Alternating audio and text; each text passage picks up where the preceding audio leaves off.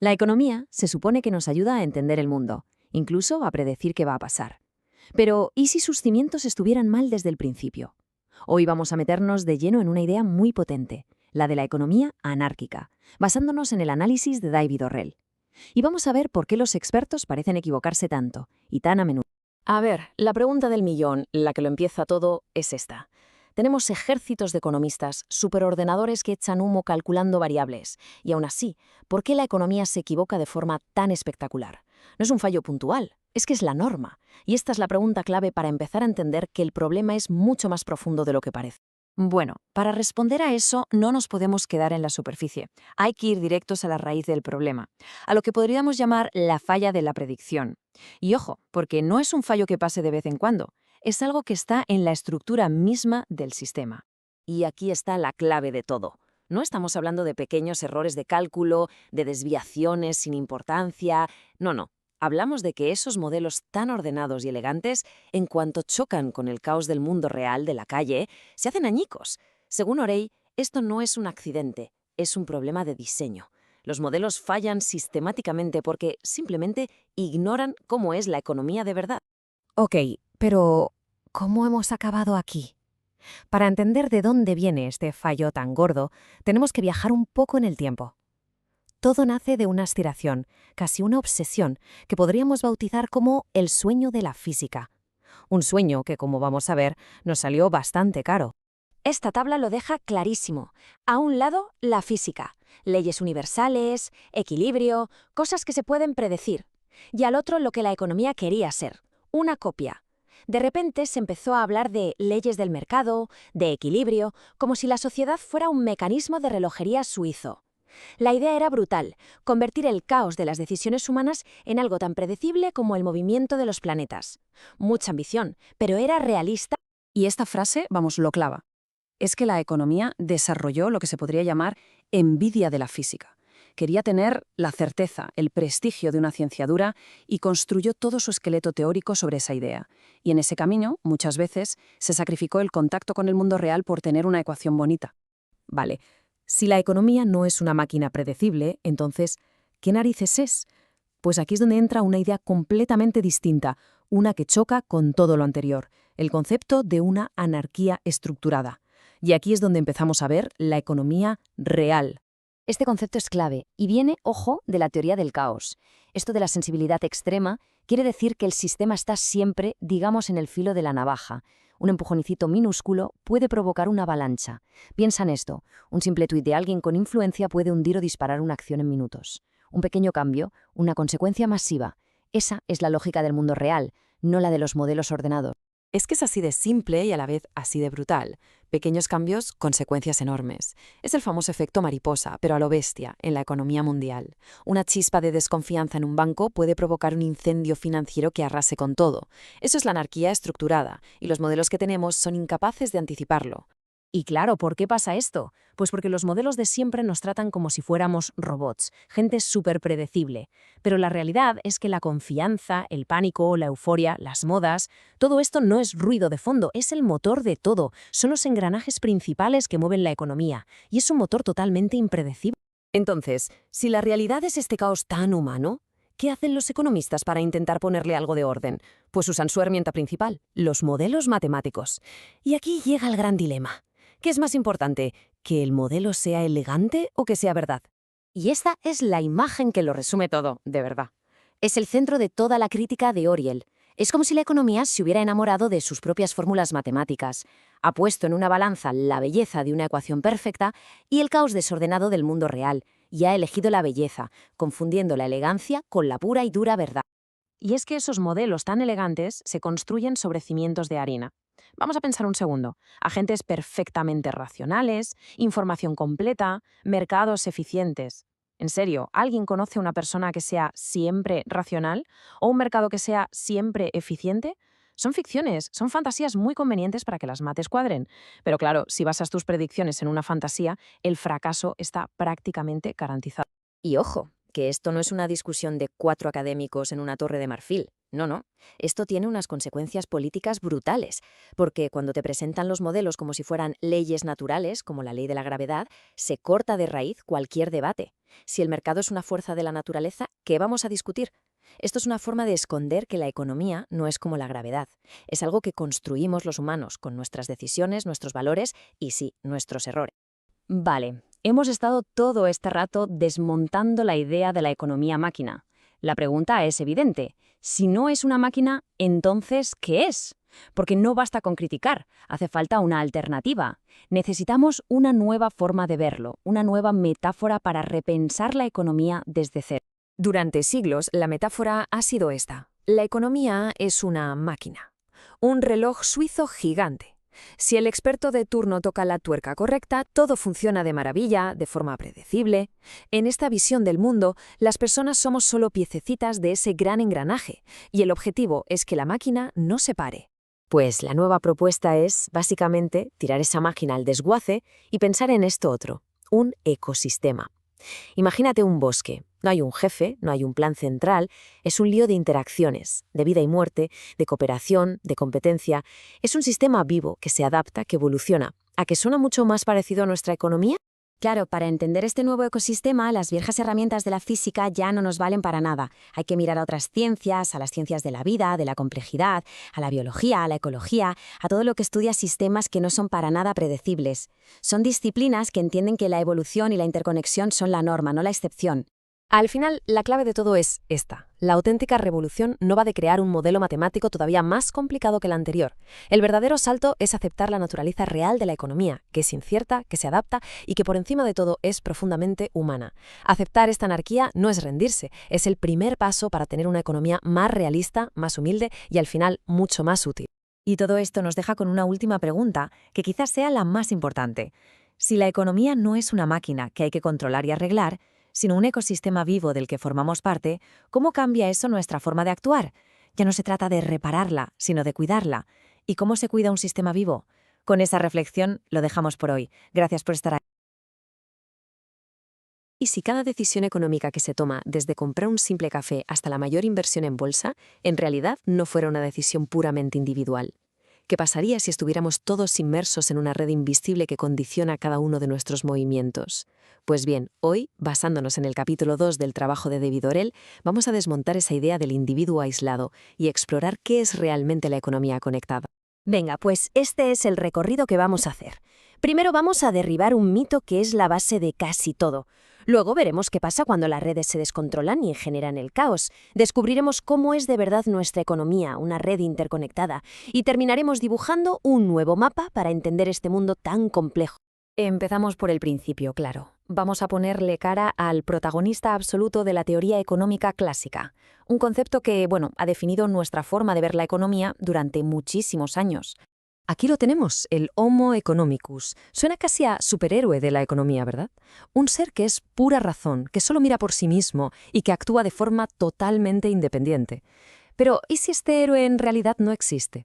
¿Y si su punto débil es, precisamente, lo que nos hace humanos? Nuestras conexiones con los demás. A ver, pensemos un momento en la última gran crisis financiera. ¿De verdad fue la suma de millones de decisiones aisladas perfectamente racionales, de gente que solo buscaba su propio beneficio? ¿O pasó algo más? La pregunta es, ¿este modelo del Homo economicus nos sirve para entender lo que pasó o en realidad nos impide ver la verdadera causa del problema? Fijaos en el contraste, porque es brutal.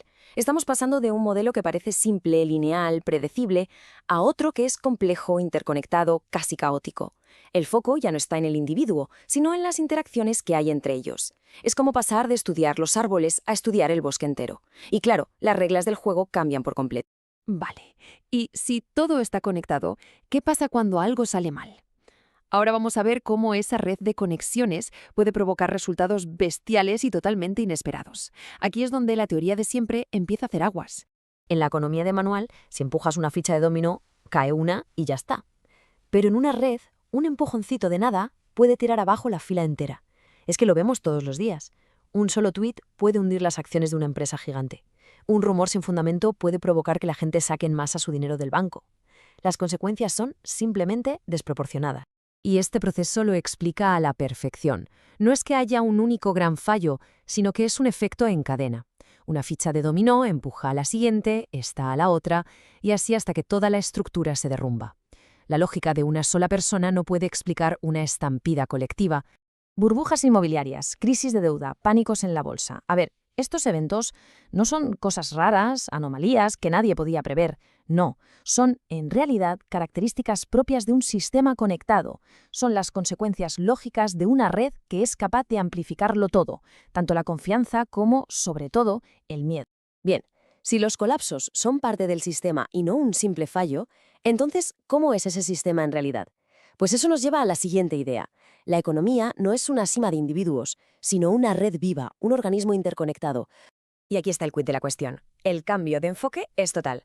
En vez de analizar a cada persona con un microscopio, lo que hay que hacer es coger un telescopio y mirar el panorama completo.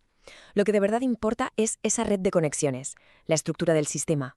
O sea que un problema en una parte del sistema, que parece insignificante, puede propagarse como un virus por todo el cuerpo económico. Y lo peor es que esas dependencias que no se ven a simple vista, esas conexiones ocultas, suelen ser las más peligrosas de todas.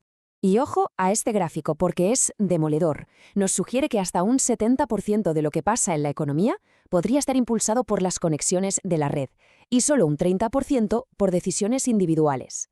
Esto es una idea revolucionaria porque significa que el contexto, la red, es mucho más importante que el individuo. Vale, si la red lo es, casi todo esto lo cambia todo.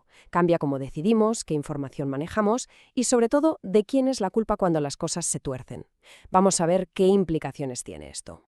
Es que muchas veces no actuamos como leones solitarios que cazan en la sabana económica. No, nos parecemos mucho más a una manada de ñus en plena estampida. Seguimos al rebaño, a veces sin tener ni idea de por qué.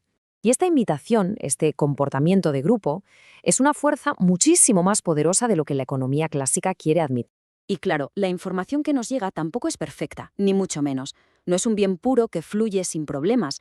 Se parece más a un río que se va enturbiando por el camino. Los rumores, las noticias falsas, las burbujas que se forman en redes sociales, todo eso moldea cómo vemos la realidad y, por tanto, las decisiones que tomamos.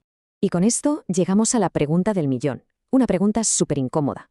Si una crisis es el resultado de un efecto en cadena, de una estampida, ¿es justo culpar solo a la primera ficha que cayó? ¿O quizás el problema real es cómo estaba diseñada toda la fila de fichas?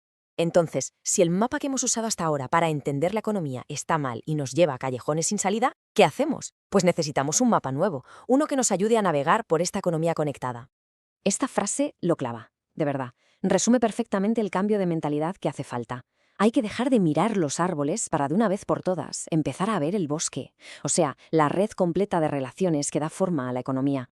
Y que nadie piense que esto es solo teoría, ¿eh? Los bancos centrales ya están usando la teoría de redes para dibujar el mapa del sistema financiero, para ver dónde están los peligros y prevenir futuras crisis. Se trata de pasar de la economía de sillón a la economía de datos, de los modelos simples a simular sistemas complejos de verdad. Al final, la gran conclusión es esta. Tenemos que ver la economía como lo que es en realidad, un sistema profundamente humano, social, conectado, que se mueve por la confianza, por la imitación, por las relaciones, y no solo por un cálculo frío y racional. Para terminar, ahí queda esa pregunta en el aire. Si de verdad empezáramos a ver nuestra economía como un organismo vivo, como una red, ¿qué cambiaría? Probablemente todo, desde las leyes que regulan los bancos hasta nuestro propio papel dentro de este sistema tan complejo. Entender las conexiones es quizás el primer paso para construir un sistema más fuerte y más justo para todos. Hola. A ver, hay una idea, una sola idea, que está en el corazón de casi toda la economía moderna. Y esa misma idea, según el análisis de David Orrell, podría ser la verdadera causa de nuestras peores crisis. Hoy vamos a desmontar el mito del equilibrio económico. La pregunta que se nos plantea es, bueno, bastante directa. ¿Y si las crisis no fueran accidentes? ¿Y si no fueran fallos inesperados del sistema, sino la consecuencia lógica de una teoría económica que sencillamente está mal planteada desde el principio? Este es el recorrido que vamos a hacer. Primero, vamos a ver en qué consiste ese mito del equilibrio. Después, nos meteremos en la realidad de los bucles y las burbujas. Analizaremos el gran fracaso de 2008 y veremos por qué la inestabilidad es en realidad la norma. Y para terminar, exploraremos qué significa construir una economía resiliente. Venga, vamos a meternos de lleno en la primera parte. Aquí está la idea central que la economía convencional ha defendido durante siglos, la de un sistema que, hagas lo que hagas, siempre se corrige a sí mismo. Esta es la creencia base, ¿eh? La roca sobre la que se construye todo. Cualquier problema, cualquier shock es algo temporal. Se da por hecho que la economía, por su propia naturaleza, siempre va a volver a un estado de calma, de estabilidad. Pero, claro, la pregunta es, ¿de dónde sale esta idea? Y aquí viene lo bueno. Como vemos, no nació de observar la economía. ¿Qué va? Se importó directamente de la física clásica. Se imaginaron la economía como un péndulo de reloj, ¿saben? Le das un empujón, se desvía un poco, pero siempre, siempre vuelve a su sitio. Una metáfora muy bonita, muy elegante, sí, pero ¿es real? Vale, pasamos a la siguiente parte. Si la economía no es un péndulo, ¿entonces qué es? Pues aquí es donde entran en juego unas fuerzas que el modelo clásico simplemente decidió ignorar. El concepto clave aquí es retroalimentación positiva. Para que nos entendamos, piensen en el típico acople de un micrófono en un concierto, ese pitido horrible que empieza bajito y cada vez va más, hasta que te taladra los oídos. Pues eso es. En lugar de calmar el sistema, lo descontrola y lo empuja hacia los extremos. Y este es el ejemplo perfecto de ese proceso en acción. Imaginen una burbuja inmobiliaria. Todo empieza con una pequeña subida de precio. Esto hace que más gente quiera comprar porque creen que va a seguir subiendo. Esa nueva demanda hace que el precio suba todavía más, lo que atrae aún más gente. Es un ciclo que se alimenta a sí mismo. No busca el equilibrio, para nada. Lo que crea son burbujas que, tarde o temprano, tienen que estallar. Y con esto en mente, llegamos al momento de la verdad. La gran prueba de fuego para la teoría del equilibrio, el momento en que esta idea tan elegante se dio de bruces con la realidad, la crisis de 2008. Es que esto es lo más fuerte. No es que los modelos fallaran en su predicción. Es que, según sus propias reglas, según su propia lógica, la crisis de 2008 era imposible. No podía pasar. Fue un fallo total del marco teórico. El problema, según Orrell, es que los modelos estaban ciegos. Ignoraron por completo estos bucles de retroalimentación de los que hemos hablado. ¿Por qué? Pues porque no encajaban en su mundo perfecto de péndulos y equilibrios. Estaban ciegos a las verdaderas fuerzas que estaban llevando la economía directamente al abismo. Entonces, si juntamos todas las piezas del puzzle, llegamos a una conclusión que la verdad lo cambia absolutamente todo. Aquí tenemos que cambiar el chip por completo. La idea es que la volatilidad, las crisis, los altibajos no son un fallo del sistema. La inestabilidad es el sistema. Es una característica natural, como las tormentas en el clima. No son el error, son parte de cómo funciona. Así que olvidémonos del péndulo. Una analogía mucho mejor es pensar en la economía como el tiempo, como el clima. Es un sistema increíblemente complejo, dinámico, caótico, lleno de sorpresas, y a nadie se le ocurriría intentar que el tiempo esté siempre en equilibrio, ¿verdad? Pues quizás deberíamos pensar lo mismo de la economía. Y claro, si aceptamos esto, si la inestabilidad es lo normal, entonces, ¿qué hacemos? ¿Cómo gestionamos la economía? Nuestro enfoque tiene que cambiar de raíz. Es que la idea de antes era muy cómoda. Si el mercado se arregla solo, mejor no tocar nada. El resultado fue una política de no hacer nada, de esperar, hasta que el sistema ya se había roto. Se dejó que los problemas crecieran y crecieran, hasta de todo explotó. La propuesta de Orrell es cambiar de objetivo. En vez de buscar la estabilidad, que ya vemos que es un mito, busquemos la resiliencia, o sea, construir una economía que aguante los golpes, que se doble, pero que no se rompa. Pensemos en un barco diseñado para navegar en plena tormenta, no uno hecho para un lago en calma. En la práctica, esto podría ser tener regulaciones que actúen como rompeolas, frenando esas burbujas antes de que se hagan demasiado grandes. Al final, la gran pregunta que nos queda no es cómo podemos volver a ese equilibrio que en realidad nunca existió. La verdadera pregunta, la del siglo XXI, es cómo aprendemos a vivir e incluso a prosperar en un mundo que es, por su propia naturaleza, inestable.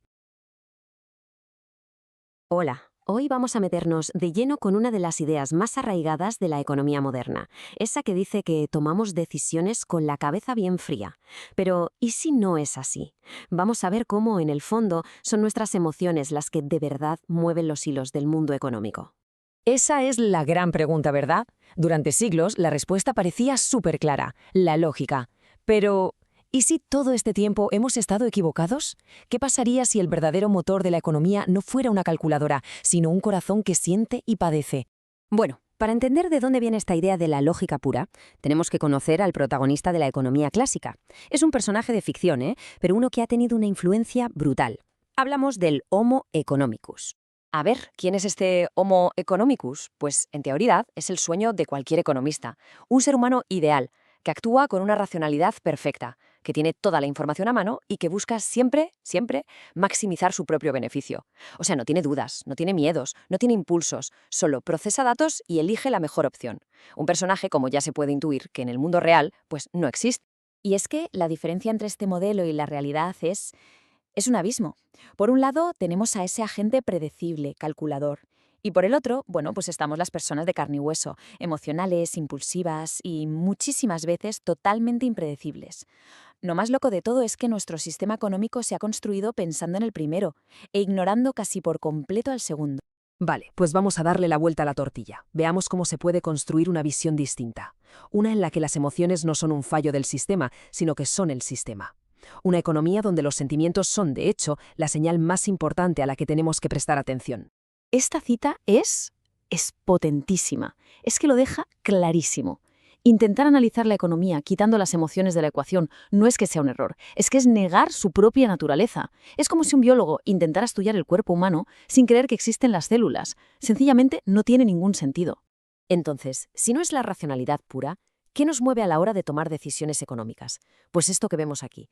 El miedo a perderlo todo, la esperanza de ganar, la ansiedad por lo que vendrá, el entusiasmo ante una oportunidad nueva, el orgullo de haber hecho una buena inversión o el pánico colectivo cuando todo parece que se va a pique. Estas son las fuerzas de verdad. Y si hay un sitio donde se ven estas fuerzas en acción de forma brutal, son los mercados financieros. Son, sin duda, el ejemplo más claro y más dramático de cómo una emoción colectiva puede crear y destruir fortunas en lo que dura un parpadeo. Fijaos, casi siempre empieza igual, con una gran ola de optimismo. De repente se instala una historia, una creencia de que esta vez es diferente, de que los precios solo pueden ir hacia arriba. La euforia es contagiosa y la gente empieza a actuar como si el riesgo simplemente hubiera desaparecido. La psicología que hay dentro de una burbuja es fascinante, porque no es un simple error de cálculo, es un estado mental colectivo. Las malas noticias se ignoran, si alguien avisa del peligro se le tacha de loco. Se crea una especie de realidad paralela donde la única dirección posible es hacia arriba. Y punto. Pero claro, como en cualquier montaña rusa, después de una subida eufórica, siempre viene la caída. Y esa caída es casi siempre repentina, vertiginosa y está impulsada por la emoción contraria, el miedo. Solo hace falta una pequeña grieta en la confianza para que todo el castillo de naipes se venga abajo. Y cuando el miedo se apodera del mercado, la lógica se va por la ventana. El único objetivo es salir de ahí, vender, da igual el precio. El crédito, que fluía con alegría, se corta en seco. Y lo que empezó como el pánico de unos pocos se convierte en el pánico de todos. El resultado, un colapso en toda regla. Todo este ciclo de euforia y miedo nos lleva a una pregunta clave. A ver, ¿cómo es posible que las emociones de una persona se sincronicen con las de millones? ¿Cómo se produce este contagio a una escala tan masiva? Pues el proceso suele seguir unos pasos muy claros. Primero, aparece una historia, una narrativa muy simple pero muy potente. Por ejemplo, el precio de la vivienda nunca baja. Segundo, los grandes altavoces de la sociedad, los medios, los políticos, las redes sociales, la repiten sin parar hasta que se convierte en una verdad casi sagrada. Y al final, la emoción se sincroniza a nivel colectivo y millones de personas actúan a la vez, no por un análisis propio, sino llevadas por ese sentimiento compartido. Y todo esto, absolutamente todo, se sostiene sobre un pilar que es increíblemente frágil, la confianza. La confianza no es un número, no es un dato objetivo, es un recurso puramente emocional. Es la creencia de todos de que el sistema va a seguir funcionando. En el momento en que esa creencia se evapora, todo se puede paralizar, da igual los sólidos que parecieran los cimientos. Entonces, llegados a este punto, si el Homo economicus es un mito y las emociones son el motor real, ¿qué hacemos? Pues la respuesta no es tirar el rigor por la borda, sino todo lo contrario. Se trata de ampliar la mirada para construir una economía que por fin reconozca cómo somos de verdad. El camino a seguir está claro, es tender puentes. Significa que la economía tiene que dejar de mirarse el ombligo y empezar a aprender de la psicología, de la neurociencia, de todas las disciplinas que estudian cómo pensamos y sentimos de verdad. La clave es aceptar de una vez que las emociones no son un fallo que hay que corregir, sino una pieza fundamental de este puzzle económico. Y esto nos deja con una última reflexión, una pregunta que va más allá del simple análisis. Si aceptamos que somos seres emocionales por naturaleza, ¿sería posible crear sistemas económicos que no solo anticipen nuestras emociones, sino que trabajen con ellas para generar más estabilidad y bienestar para todos? Ahí queda esa pregunta, porque de su respuesta depende el futuro de la economía y, al final, nuestro propio futuro. Bienvenidos. Hoy vamos a analizar una idea que, la verdad, da un poco de vértigo. ¿Y si los modelos económicos que usamos para todo, para predecir el futuro, fueran ciegos justo ante lo que más importa? ¿Las grandes crisis? Vamos a ver por qué la economía convencional podría tener un fallo de base muy peligroso. A ver, paraos a pensar un momento en esto. ¿Qué pasaría si los sistemas que hemos creado para protegernos de las catástrofes financieras fueran en realidad los que nos tapan los ojos y no nos dejan verlas venir? Esa es la pregunta central que vamos a intentar desgranar hoy. Venga, pues vamos al lío. Este es el plan. Primero hablaremos de esa falsa sensación de seguridad que nos dan los modelos actuales. Luego desmontaremos el mito de la normalidad. Veremos por qué son los extremos los que de verdad mandan en la economía. Después, cómo la interconexión lo amplifica todo. Y para terminar, la parte más importante, ¿cómo podríamos empezar a construir sistemas que sí estén preparados para las catástrofes? Empecemos por el principio. A ver, ¿por qué parece que cada vez que hay una crisis financiera gorda pilla a todos los expertos por sorpresa? Pues la respuesta está en una idea que, aunque es muy reconfortante, podría ser una completa ilusión. Y esta es la base de todo el problema. La creencia de que las grandes crisis, los colapsos del mercado, las quiebras sistémicas, son cosas rarísimas. Como si fueran un meteorito que cae una vez cada 1000 años. Es una idea que, oye, nos deja dormir tranquilos por la noche, pero como vamos a ver, es una fantasía bastante peligrosa. Vale, pero ¿de dónde sale esa confianza ciega? Pues ahora nos tenemos que meter en el corazón matemático del asunto. Y es que hay una curva, una forma matemática muy elegante que lleva décadas contándonos una mentira. Aquí la tenéis, la famosísima campana de Gauss. Es perfecta, ¿verdad? Simétrica, predecible, casi todo pasa en el centro, en la media. Es la base de miles de modelos financieros y su mensaje es muy claro. Los días raros, los extremos, son tan improbables que casi podemos olvidarnos de ellos. Bueno, pues este es el villano de nuestra historia. Y frente a esa percepción matemática está, bueno, pues la cruda realidad. El mundo de las colas gruesas o fat tails. Este modelo, que es menos bonito pero mucho más honesto, nos dice algo radicalmente distinto. Que los eventos extremos no son anomalías para nada. De hecho, ocurran mucho más a menudo de lo que la campana nos hace creer. Y es ahí, en esas colas, donde viven las crisis de 2008, los lunes negros, ahí es donde se esconde el verdadero riesgo. Es que el contraste es brutal. Por un lado, tenemos ese mundo ordenado, predecible y seguro que nos prometen los modelos, y por otro el mundo real, mucho más caótico, en el que de verdad vivimos. Un mundo donde un puñado de crisis define la historia económica mucho más que miles y miles de días de absoluta calma. Vale, y si los extremos son más comunes y, sobre todo, más decisivos de lo que pensábamos, ¿qué significa eso? Pues significa que probablemente hemos estado mirando en la dirección equivocada, obsesionados con la media, con lo normal, cuando la acción de verdad, lo que cambia la historia, ocurre en los márgenes. Esta cita lo clava. Es que analizar la economía fijándote solo en el comportamiento promedio es como intentar entender cómo funciona un coche de carreras fijándote solo en los momentos en que está parado en el garaje. Te estás perdiendo por completo los acelerones, las frenadas bruscas, o sea, todo lo que de verdad lo define. Y aquí está el meollo de la cuestión, ¿eh? No es que los economistas dijeran, no, las crisis no existen, claro que no. El problema es que sus propias matemáticas trataban estos eventos como algo que pasa una vez en 1.000.000 de años, así que claro, cuando ocurrían, en lugar de decir, oye, el modelo está mal, era mucho más fácil etiquetarlas como cisnes negros, como algo totalmente imprevisible.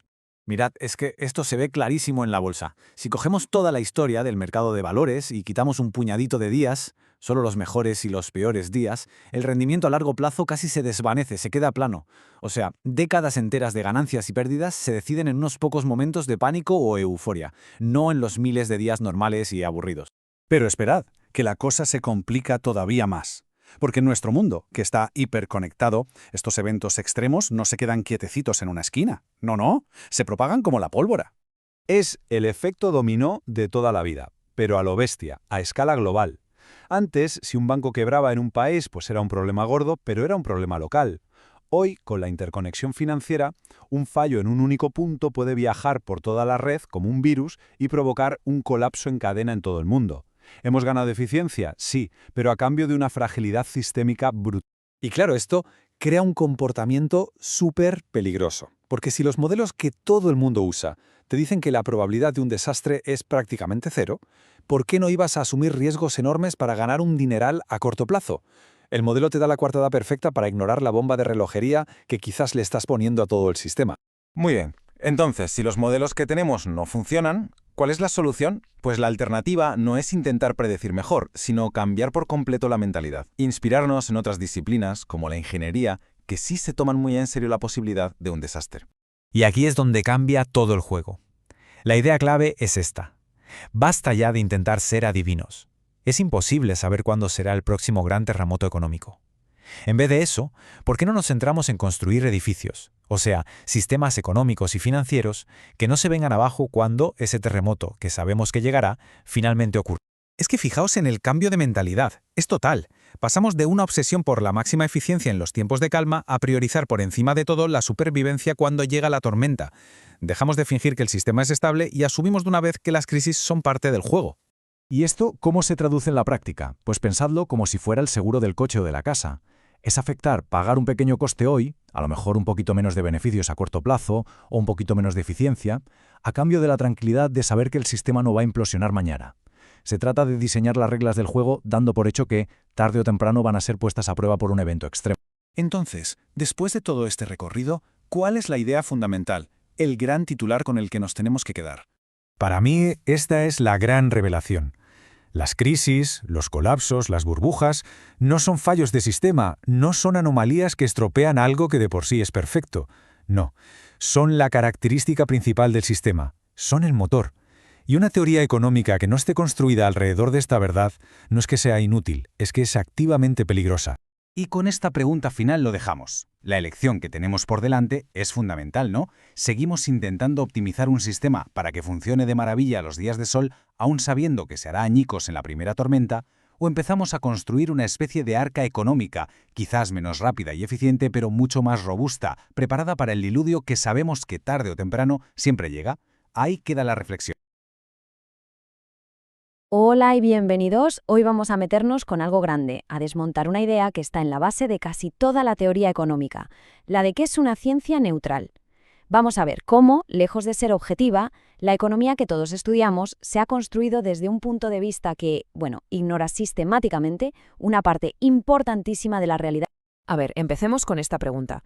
Y no es una exageración, para nada. Es que este es el punto de partida para entender un problemón, que hay una cantidad enorme de trabajo y de valor que simplemente no se cuenta, como si no existiera. Y esto, claro, tiene unas consecuencias brutales. Vale, para pillar por qué pasa esto, primero tenemos que entender cuál es la visión de siempre. La economía se nos presenta como una ciencia superobjetiva, ¿no? Centrada en datos, en cifras y sobre todo en lo que se puede medir con dinero. Pero, ¿de verdad esa es toda la historia? Y es que el enfoque está clarísimo, ¿verdad? Si algo genera un salario, si se produce en una fábrica o se mueve en la bolsa, eso es economía. Y punto. Esto define el campo de juego, las reglas.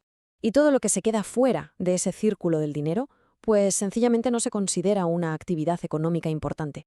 Y aquí es donde está el meollo de la cuestión. Al fijarnos solo en lo que se paga, estamos dejando fuera una parte gigantesca de la actividad que sostiene a la sociedad entera y, por lo tanto, a la economía formal, un trabajo que se hace todos los días, pero que no tiene precio en el mercado. Esta imagen de un iceberg, la verdad es que lo clava. Arriba, en la punta, lo que se ve es lo que llamamos la economía. Pero por debajo del agua, sosteniéndolo todo, está esa base inmensa de actividades ignoradas, el cuidado de los hijos, la gestión de la casa, atender a las personas mayores. Todas estas tareas, que hacen sobre todo mujeres, son la infraestructura invisible sobre la que se monta todo lo demás. Y este es el punto clave. No estamos hablando de actividades secundarias o que no importan. Sin este trabajo de cuidados, el sistema productivo, el formal, se pararía en seco. Y sin embargo, en las grandes cifras de la macroeconomía, su valor es cero. Claro, esta forma de no ver las cosas nos lleva de cabeza a cuestionarnos nuestra principal medida para el éxito, el famoso Producto Interior Bruto, el PIB. Si solo estamos midiendo un trocito de la realidad, ¿qué nos está diciendo de verdad el PIB sobre cómo vivimos? La definición es muy clara. Valor total de mercado. Si algo no tiene un precio en el mercado, si no se compra y se vende, pues no entra en la ecuación. El problema es que un montón de cosas que tienen un valor inmenso para la sociedad no tienen un precio de mercado. Y esta tabla es que es una locura, mirad. Un desastre natural que obliga a reconstruir dispara el PIB. La venta de armas lo aumenta. Incluso la contaminación lo hace, porque luego hay que pagar un dineral para limpiarla. Y mientras tanto, criar a la siguiente generación o cuidar de nuestros mayores no suma absolutamente nada. O sea que medimos la actividad, pero no necesariamente el bienestar. Entonces, ¿por qué existe esta ceguera? ¿Es un simple despiste? Pues no. La razón es mucho más profunda y está en los cimientos de la teoría económica clásica y en las ideas que tiene sobre cómo somos los seres humanos. Es que toda la teoría se construyó sobre esta figura, el Homo economicus, que es un individuo que supuestamente actúa siempre de forma egoísta y competitiva para maximizar su propio interés. Y se asume que este es el comportamiento universal, el racional. Pero a ver, ¿de verdad actuamos todos así todo el tiempo? Esta balanza lo deja súper claro. Se le da un peso enorme a la competencia y al individualismo, como si fuera lo único que importa, la norma universal. Y en el otro lado, la cooperación, el cuidado, la idea de que dependemos unos de otros, pues se consideran tan secundarios, tan ligeros, que apenas cuentan en los análisis económicos. Y claro, esta forma de pensar no se queda en los libros, que va. Permite que desigualdades como la brecha salarial o el hecho de que las mujeres se concentren en trabajos peor pagados se expliquen como si fueran resultados naturales del mercado, ignorando por completo los problemas de fondo que las provocan. Bueno, ¿y cuál es la alternativa? No se trata de tirarlo todo por la borda, sino de corregirlo, de completarlo. La economía feminista, por ejemplo, no busca sustituir la ciencia actual, sino ampliar la mirada para que sea más precisa, más rigurosa. Los pasos para avanzar son bastante lógicos, la verdad. Lo primero, reconocer y medir el trabajo de cuidados. Segundo, empezar a usar nuevos indicadores que reflejen de verdad el bienestar social. Y tercero, y esto es clave, asegurarse de que todas las experiencias, no solo las de un grupo, se tengan en cuenta en los análisis. Y ojo, que esto no es solo un tema de justicia o de igualdad, ¿eh? Para nada. Una economía que no valora el trabajo que sostiene la vida y que ignora lo que le pasa a la mitad de la población es simplemente una economía menos eficiente, menos estable y mucho menos preparada para las crisis que vengan. Esta frase, la verdad es que lo resume de una forma brutal. Para que la economía sea una ciencia de verdad robusta, no puede permitirse tener un punto ciego tan enorme. Tiene que reflejar la realidad completa, no solo el trozo que es fácil de medir con dinero. Y nos vamos con esta pregunta para darle unas vueltas. Imaginen por un momento, ¿qué políticas, qué empresas, qué prioridades tendríamos si el cuidado de las personas y del planeta estuviera en el centro de todo? Quizás ese sea el primer paso hacia una economía más humana y al final del día bastante más inteligente. Muchísimas gracias por estar ahí. Hola a todos. Hoy vamos a meternos de lleno en el capítulo 7 de la obra de David Orrell, un texto que se atreve a cuestionar una de las ideas más asentadas de nuestro tiempo. A ver, empecemos con una pregunta que da directa al grano, una de esas en las que casi nunca nos paramos a pensar. ¿El sistema económico en el que vivimos todos los días es de verdad un terreno de juego igual para todos? Seguro que esta frase suena, ¿verdad? Es casi el lema oficial de la economía convencional. La idea es que lo que uno gana, ya sea un sueldo o un beneficio, es el reflejo justo y exacto del valor que ha creado. Pero, ¿es tan sencillo como parece? Bueno, pues vamos allá. Entramos en la primera parte. Lo que nos dice Orrell es que esta idea, que está por todas partes, en realidad es un mito que además puede ser bastante engañoso y que ha servido para justificar desigualdades cada vez más grandes. La tesis de Orrell es que el mercado no es un árbitro neutral, ni mucho menos. Hay que verlo más bien como un entorno, un ecosistema que ya viene moldeado por el poder, por la historia, por un acceso a los recursos que no es igual para todos y sobre todo por unas reglas del juego que benefician a unos más que a otros desde el primer minuto. Y aquí es donde la cosa se pone todavía más interesante, porque Orrell introduce una distinción que es clave y que la verdad se nos suele pasar por alto en el debate público.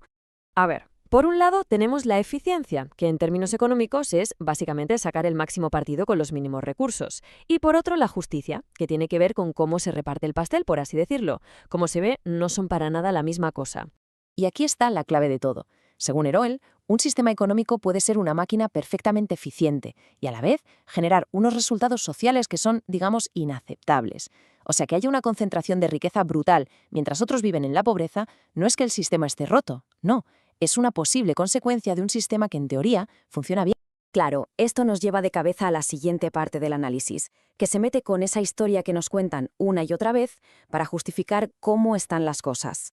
Hablamos, cómo no, de la meritocracia, esa idea de que en un mercado que se supone que es justo, el que gana es porque se lo ha currado y tiene talento, y el que pierde, pues es cosa suya. Orrell dice que, ojo, esta visión es una simplificación muy pero que muy peligrosa. Y es peligrosa porque se deja fuera un montón de cosas súper importantes. A ver, ¿acaso no importa de dónde partes? ¿O es que la suerte no juega ningún papel? ¿Y qué pasa con los contactos que uno tiene? ¿La educación que ha podido recibir? ¿O si tiene acceso a capital para empezar algo? Y claro, ¿cuál es el resultado de pensar así? Pues que acabamos convirtiendo problemas que son del sistema en supuestos fallos de las personas. De repente la desigualdad ya no es algo que tengamos que arreglar entre todos, sino que se convierte en un asunto de échale más ganas. Vale, entonces, ¿cómo se llega a esto? Porque no es solo una cuestión de ideas o narrativas. Según Orrell, las propias reglas del juego están lejos, muy lejos, de ser neutrales. Orrell señala cosas muy concretas que hacen que la riqueza y el poder se queden siempre en las mismas manos. Y no son errores, son parte del diseño. Hablamos de sistemas de impuestos que acaban beneficiando más a los que más tienen, de rescates financieros que salvan a los grandes, pero se olvidan de la gente de a pie, o de la influencia política brutal que se puede comprar con dinero. Con este panorama, la famosa igualdad de oportunidades empieza a sonar un poco a hueco, ¿no? Orell argumenta que cuando las reglas están inclinadas y cada uno sale de un punto tan distinto, esta idea se convierte más en un eslogan que en una realidad. Bueno, y con todo esto llegamos al final. ¿Y qué? ¿Por qué es tan importante este análisis? ¿Qué pasa en el mundo real cuando la gente percibe que el sistema es injusto? Pues la relación es bastante directa. Cuanto más se extiende la sensación de que las cartas están marcadas, más se resiente la confianza en las instituciones. Y cuando la confianza cae en picado, lo que crece es la inestabilidad política. O sea que esto va mucho más allá de si es ético o no. Una economía injusta, según este análisis, no es solo un problema moral, es un riesgo directo para la estabilidad de todo el sistema. Es algo práctico y urgente. Entonces, ¿con qué nos quedamos de todo esto? Pues según Orrell, el punto de partida, lo primerísimo que hay que hacer para empezar a construir una economía más justa es quitarnos de la cabeza esa idea de que los mercados, por sí mismos y sin ayuda, van a darnos resultados justos. Y claro, este análisis nos deja con una pregunta final sobre la mesa, que quizá es la más importante de todas. Si aceptamos que el mercado no es justo por defecto, la pregunta que viene después es inevitable. ¿Cómo podemos diseñarlo nosotros, de forma consciente, para que sí lo sea? Ahí queda esa reflexión. Llevamos décadas escuchando que la respuesta a casi todos nuestros problemas se resume en una sola palabra: crecimiento. Pero, ¿y si esa misma obsesión por crecer y crecer sin parar fuera en realidad la causa de nuestras crisis más profundas? Bueno, pues esto es justo lo que plantea David Orrell en su análisis de lo que él llama la economía sobredimensionada. Para entender bien esta idea, vamos a seguir 4 pasos. Primero, veremos cómo el crecimiento se ha convertido casi en un dogma de fe. Después, vamos a señalar las grietas que ya están apareciendo en este sistema gigante. Analizaremos también el coste, tanto humano como ecológico, de esta obsesión. Y para terminar, nos haremos la pregunta que podría cambiarlo todo. Esta frase de Orrell, la verdad, da en el clavo. Hemos montado un sistema económico que funciona de maravilla, pero para sí mismo. El problema es que, por el camino, parece que se nos ha olvidado para qué servía en un principio, para mejorar la vida de la gente. Bien, ¿y cómo hemos llegado hasta aquí? O sea, ¿en qué momento la idea de crecimiento económico dejó de ser una herramienta para convertirse en el objetivo final, casi en una especie de fe incuestionable para gobiernos, empresas, para todo el mundo? Y aquí es donde entra el concepto clave: la economía sobredimensionada. No hay que pensar en ella como una economía grande y fuerte, sino más bien como un cuerpo que ha crecido tantísimo, que sus órganos vitales ya no dan abasto. Es un sistema que ha priorizado el tamaño por encima de la salud. Y esta es la receta que nos dan para absolutamente todo. ¿Qué hay desempleo? La solución es crecer. ¿Pobreza? Crecer. ¿La deuda pública está por las nubes? Pues más crecimiento. Se ha convertido en una especie de remedio universal. Pero claro, como cualquier medicina que se toma sin control, parece que nadie se para a pensar en los efectos secundarios, que pueden ser muy peligrosos. Y lógicamente, como cualquier estructura que crece demasiado deprisa y sin unos buenos cimientos, este sistema gigante está empezando a mostrar grietas por todas partes. Porque la obsesión por el tamaño no crea fortaleza, sino todo lo contrario, una fragilidad oculta y muy peligrosa. En esta imagen se ve el desequilibrio a la perfección. La balanza está totalmente descompensada. A un lado tenemos la economía real, la que produce cosas, la que satisface nuestras necesidades, y al otro un sector financiero que se ha hinchado de tal manera que en lugar de ayudar, muchas veces actúa como un parásito, se come los recursos y genera una inestabilidad brutal para todo lo demás. El resultado es algo muy parecido a esto. Una torre de Jenga que es cada vez más alta y, por tanto, más inestable. Cada bloque nuevo que ponemos añade complejidad, más interdependencia y, sobre todo, más riesgo. Hemos confundido la altura con la estabilidad y ahora toda la estructura amenaza con venirse abajo al más mínimo golpe. Pero ojo, esta fragilidad no es solo un concepto abstracto. Tiene un coste muy real, un coste que pagamos las personas en nuestro día a día y, por supuesto, el planeta que compartimos. Este gráfico lo que nos muestra es la gran desconexión. Durante muchísimos años dimos por hecho que si el PIB subía, nuestro bienestar también lo haría. Pero los datos nos dicen otra cosa. En muchos países desarrollados, la economía crece, sí, pero la sensación de bienestar de la gente se estanca o incluso va para atrás. Está claro que no estamos midiendo lo que de verdad importa. Y luego está el problema más obvio de todos, uno que es de pura física. Nuestro modelo económico funciona como si tuviéramos un planeta infinito a nuestra disposición, pero la realidad es que vivimos en un sistema cerrado, con recursos que se acaban. Intentar crecer sin fin en un planeta finito no es una estrategia económica, es una colisión garantizada. Con este panorama, la verdad, la tentación es caer en el pesimismo. Pero Orel propone algo mucho más interesante, un cambio de perspectiva. Y si el problema no está en las respuestas que hemos encontrado, sino en la pregunta que nos llevamos haciendo todo este tiempo. Y aquí está el giro fundamental. La pregunta no debería ser ¿cómo hacemos para crecer más? La pregunta correcta, la que lo cambia todo, es ¿qué tamaño de economía necesitamos para vivir bien? Esto le da la vuelta a la tortilla. Dejamos de obsesionarnos con la cantidad y empezamos a pensar en la calidad y en el propósito.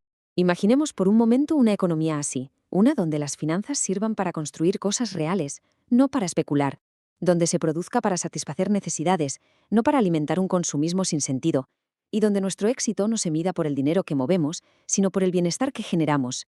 Y todo esto, claro, respetando siempre los límites que nos marca el planeta. Así que terminamos con esta idea, que es para darle vueltas.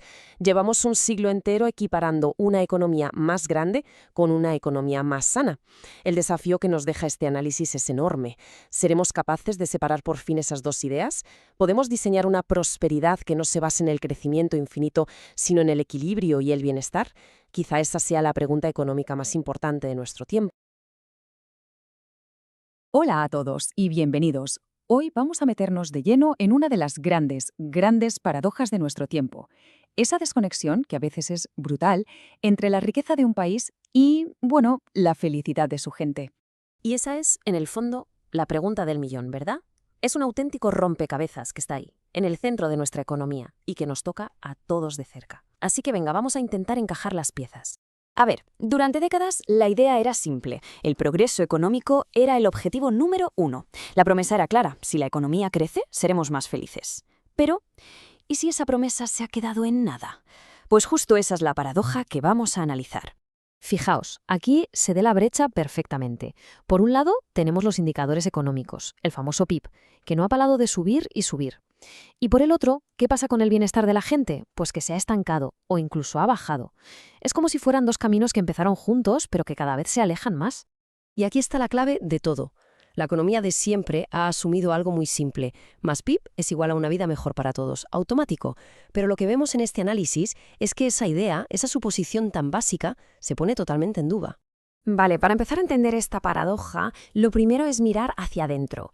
Ojo, no toda la culpa es del sistema. Nuestra propia psicología, cómo funciona nuestra mente, tiene muchísimo que ver en por qué el dinero no nos da una felicidad que dure. Y aquí entra un concepto que es fundamental. Se llama la adaptación hedónica. Suena complicado, pero es muy sencillo.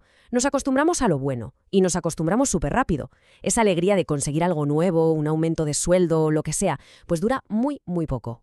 Este esquema lo explica genial. Es la llamada cinta de correr hedónica. Pensadlo, es como estar en una cinta de correr del gimnasio. Consigues algo nuevo, sientes un subidón de felicidad, pero al poco tiempo te acostumbras y vuelves a tu nivel de siempre. Y vuelta a empezar, a correr detrás de los siguientes solo para sentirte igual que antes. Es una carrera sin fin. Y si eso no fuera suficiente, aquí tenemos la segunda trampa de nuestra mente, la comparación social. Es que es así de claro, nuestra satisfacción no depende tanto de lo que tenemos, sino de cómo queda eso si lo comparamos con lo que tienen los demás, el vecino, los amigos, y no digamos ya lo que vemos en redes sociales. El estatus es una fuerza potentísima. Esta cita lo resume a la perfección, ¿eh? En economías muy desiguales, mucha gente se puede sentir fatal si percibe que se está quedando atrás. Y da igual que en general todo el mundo esté ganando más. Esa sensación de me estoy quedando fuera puede ser devastadora. Y claro, los economistas que solo miran los promedios, pues se pierden por completo esta parte de la historia.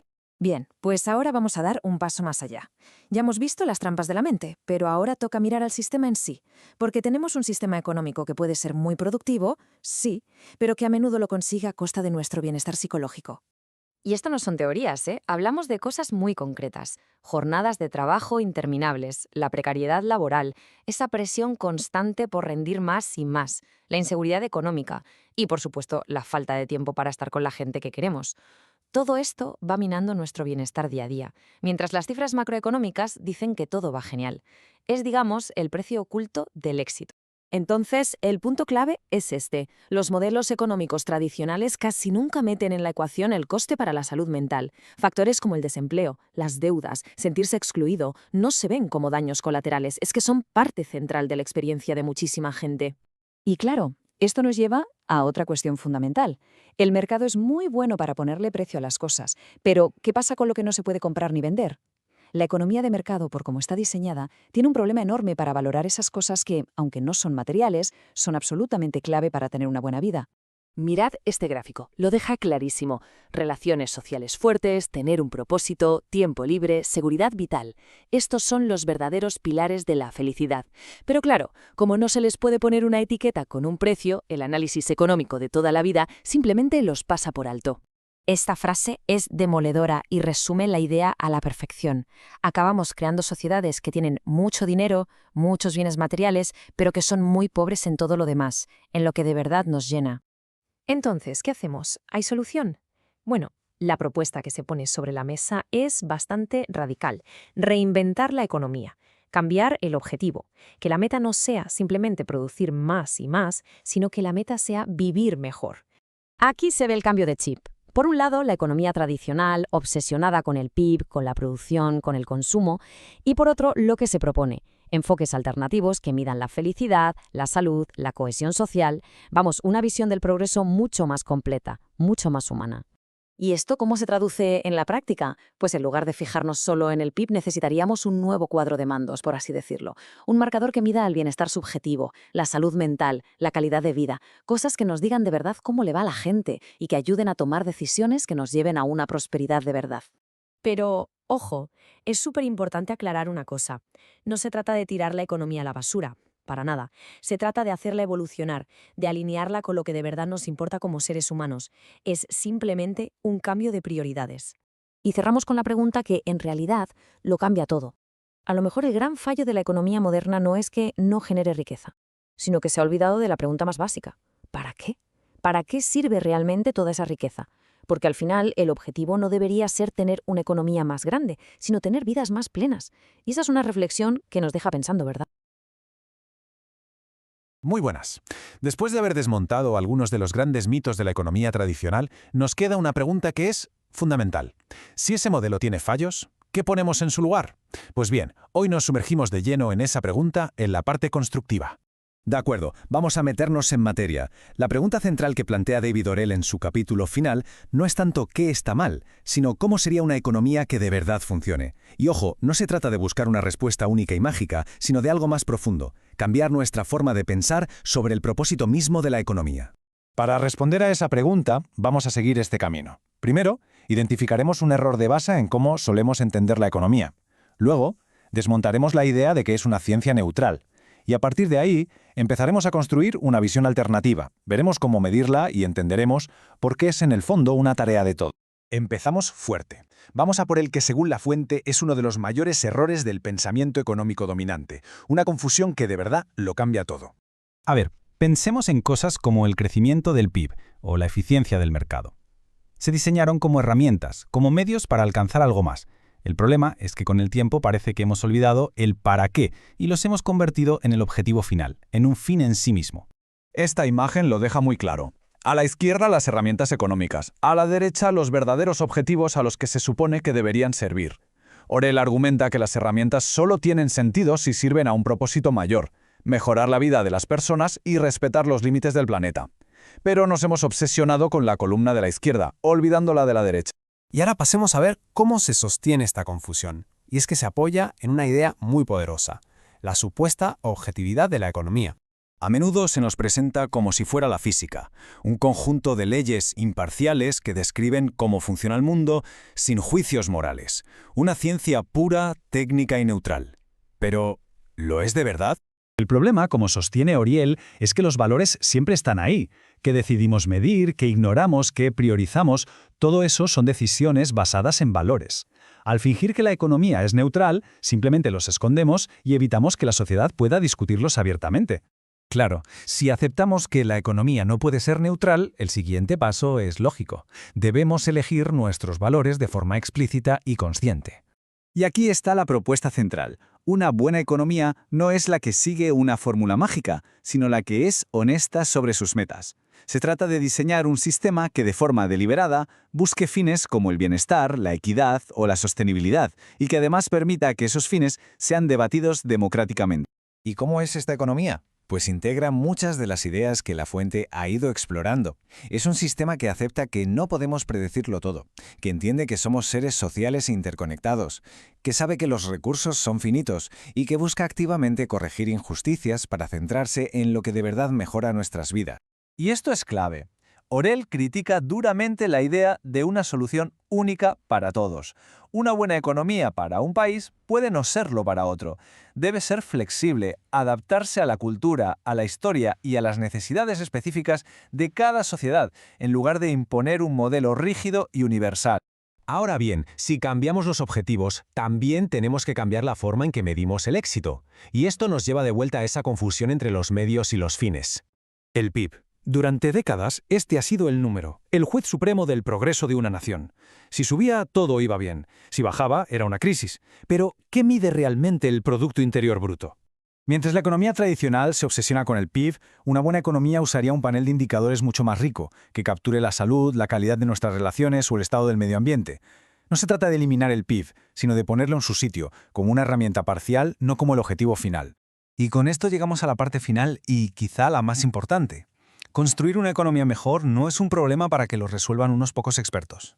El mayor peligro de ver la economía como una ciencia exacta es que nos quita poder. Limita nuestra capacidad de imaginar que las cosas podrían ser de otra manera. Pero no son leyes naturales, son decisiones que reflejan los valores de una sociedad. Entonces, ¿cuál es el camino a seguir? La Fuente propone un proceso claro. Primero, tomar conciencia de los valores que ya operan en nuestro sistema actual. Segundo, abrir un debate social sobre si esos son los valores que queremos. Y tercero, usar esa conversación para construir colectivamente sistemas que se alineen mejor con nuestros objetivos comunes. Y este es el mensaje final y más potente del análisis de Orell. La economía no es un destino inevitable. Los principios que la rigen fueron creados por personas y por lo tanto pueden ser revisados, corregidos o sustituidos por personas. Nos devuelve la capacidad de actuar. Así que este análisis nos deja con esta pregunta abierta y poderosa. Si tenemos el poder de diseñar el sistema, no solo de aceptarlo, ¿qué tipo de economía queremos construir juntos? Una pregunta que va mucho más allá de los números y que nos define como sociedad. La economía se supone que nos ayuda a entender el mundo, incluso a predecir qué va a pasar. Pero, ¿y si sus cimientos estuvieran mal desde el principio? Hoy vamos a meternos de lleno en una idea muy potente, la de la economía anárquica, basándonos en el análisis de David Orell. Y vamos a ver por qué los expertos parecen equivocarse tanto y tan a menudo. A ver, la pregunta del millón, la que lo empieza todo, es esta. Tenemos ejércitos de economistas, superordenadores que echan humo calculando variables. Y aún así, ¿por qué la economía se equivoca de forma tan espectacular? No es un fallo puntual, es que es la norma. Y esta es la pregunta clave para empezar a entender que el problema es mucho más profundo de lo que parece. Bueno, para responder a eso no nos podemos quedar en la superficie. Hay que ir directos a la raíz del problema, a lo que podríamos llamar la falla de la predicción. Y ojo, porque no es un fallo que pase de vez en cuando, es algo que está en la estructura misma del sistema. Y aquí está la clave de todo. No estamos hablando de pequeños errores de cálculo, de desviaciones sin importancia. No. Hablamos de que esos modelos tan ordenados y elegantes, en cuanto chocan con el caos del mundo real de la calle, se hacen añicos. Según Orell, esto no es un accidente, es un problema de diseño. Los modelos fallan sistemáticamente porque simplemente ignoran cómo es la economía de verdad. Ok, pero ¿cómo hemos acabado aquí? Para entender de dónde viene este fallo tan gordo, tenemos que viajar un poco en el tiempo. Todo nace de una aspiración, casi una obsesión, que podríamos bautizar como el sueño de la física. Un sueño que, como vamos a ver, nos salió bastante caro. Esta tabla lo deja clarísimo. A un lado, la física. leyes universales, equilibrio, cosas que se pueden predecir. Y al otro lo que la economía quería ser, una copia. De repente se empezó a hablar de leyes del mercado, de equilibrio, como si la sociedad fuera un mecanismo de relojería suizo.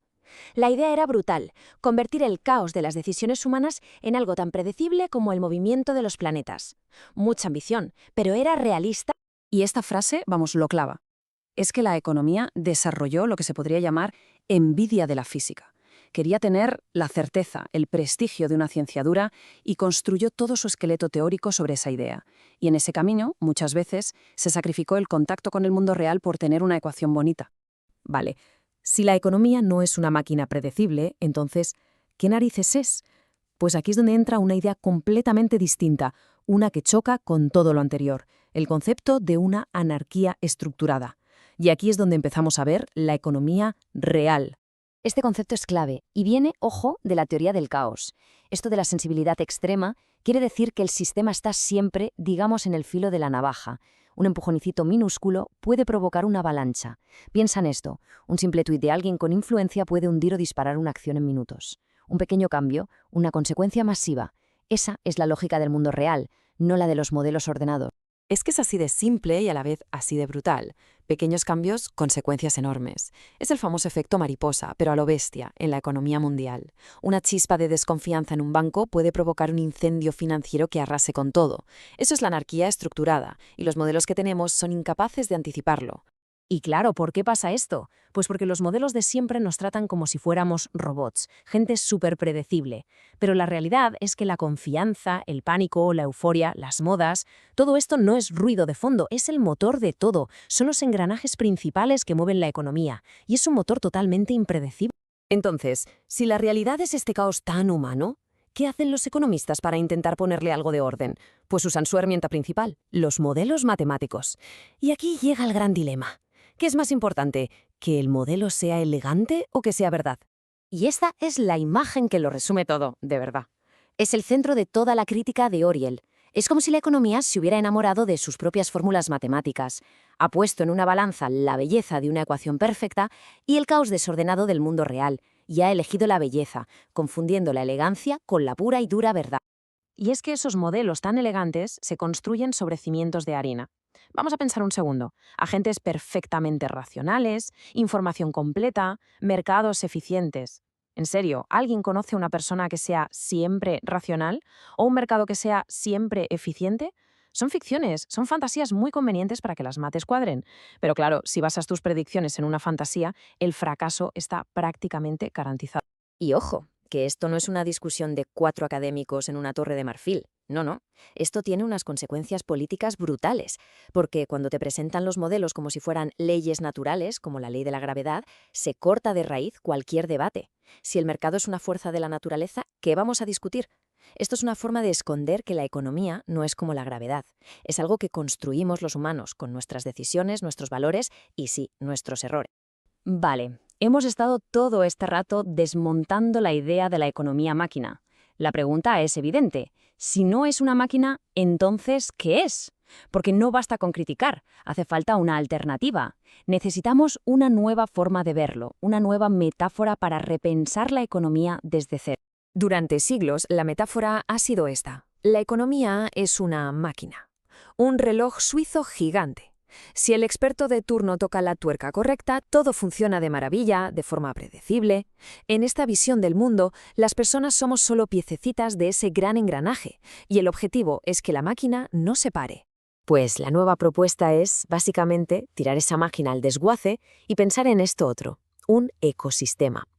Imagínate un bosque. No hay un jefe, no hay un plan central, es un lío de interacciones, de vida y muerte, de cooperación, de competencia. Es un sistema vivo que se adapta, que evoluciona. ¿A que suena mucho más parecido a nuestra economía? Claro, para entender este nuevo ecosistema, las viejas herramientas de la física ya no nos valen para nada. Hay que mirar a otras ciencias, a las ciencias de la vida, de la complejidad, a la biología, a la ecología, a todo lo que estudia sistemas que no son para nada predecibles. Son disciplinas que entienden que la evolución y la interconexión son la norma, no la excepción. Al final, la clave de todo es esta. La auténtica revolución no va de crear un modelo matemático todavía más complicado que el anterior. El verdadero salto es aceptar la naturaleza real de la economía, que es incierta, que se adapta y que por encima de todo es profundamente humana.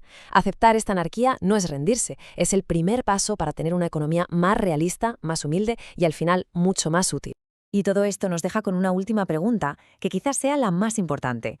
Si la economía no es una máquina que hay que controlar y arreglar, sino un ecosistema vivo del que formamos parte, ¿cómo cambia eso nuestra forma de actuar? Ya no se trata de repararla, sino de cuidarla. ¿Y cómo se cuida un sistema vivo? Con esa reflexión lo dejamos por hoy. Gracias por estar aquí.